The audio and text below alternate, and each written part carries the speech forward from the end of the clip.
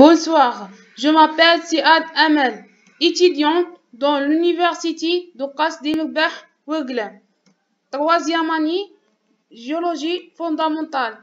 Je présente un exposé sur les traces fossiles. Sous la supervision de M. Sherif Amin.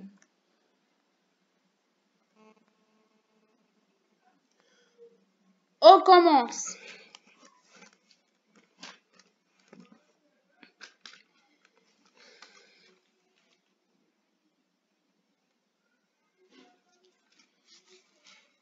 Aucune branche des sciences de la Terre n'est aussi importante et aussi négligée que la science qui étudie les traces fossiles, grâce à lesquelles les scientifiques ont pu démystifier l'étude du monde ancien.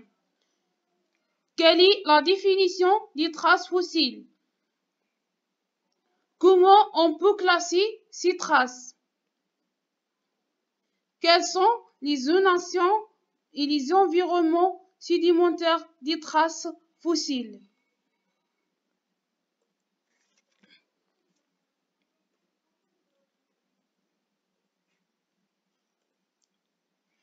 Les traces fossiles sont des empreintes laissées par les organismes au cours de leur activité vitale. Ces traces subies à la fossilisation et enregistrées dans la roche sédimentaire.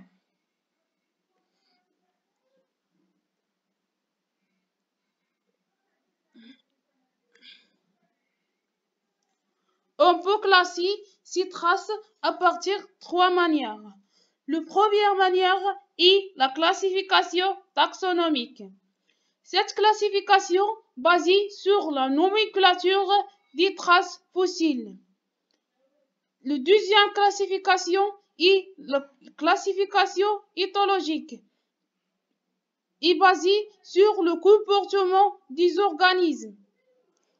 La troisième classe est la classification toponomique, basée sur les traces des fossiles et leur relation avec les couches sédimentaires.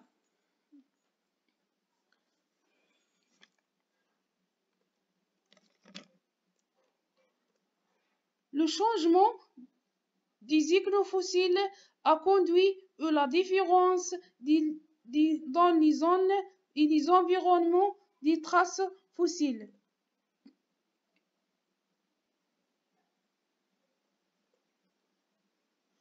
Le milieu marin subdivisé en 4 zones et chacune zone caractérisée par des ichnofacies.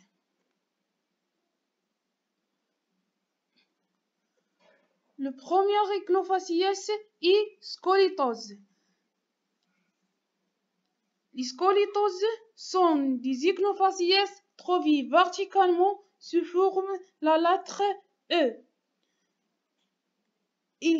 Il caractérise la zone intertidale.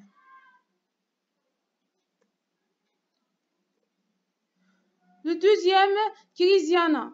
Kirisiana sont des empreintes parallèles, caractérisent la zone subtidale.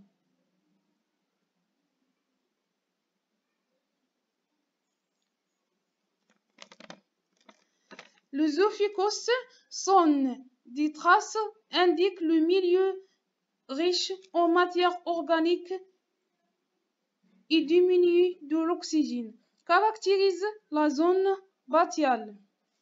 Ces traces trouvées dans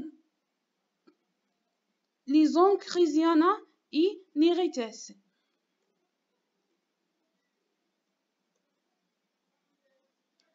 Nerites sont des traces verticales dans la zone abyssale.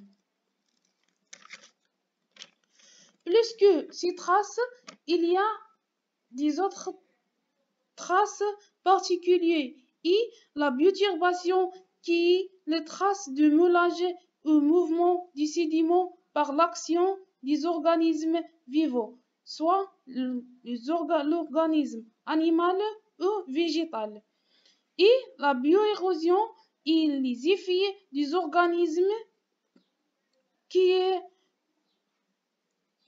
qui reste pendant le processus d'érosion. Ces effets n'empêchent pas la présence d'autres empreintes dans un autre milieu. Scoinia sont des traces horizontales constituées de petits tirés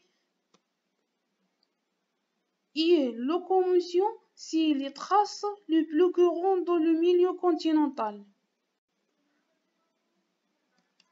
Enfin, les traces fossiles aident à révéler l'histoire des couches sédimentaires, puis à comparer ces couches avec les connaissances des bassins de sédimentation et inférer l'environnement de sédimentation et donc comment était le climat ancien.